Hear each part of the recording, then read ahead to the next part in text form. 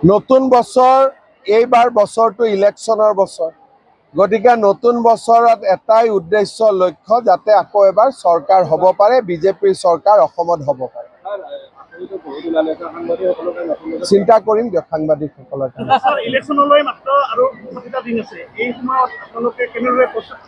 আমি আমাৰ প্ৰস্তুতি সম্পূৰ্ণ আমাৰ সমান্তৰালভাৱে পাৰ্টিৰ কামো চলি আছে চৰকাৰৰ কামো চলি আছে গতিকে আমাৰ কোনো সমস্যা নাই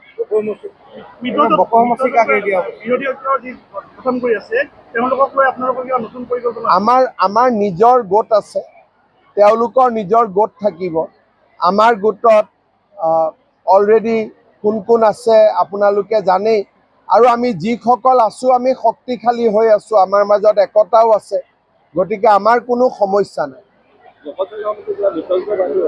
বকু ছয়গাঁৱত বিজেপিৰ চিম্বলতে পাৰ্টি থাকিব খালি কোন উঠিব ব্যক্তিজন কোন হ'ব আমি আলোচনা কৰিম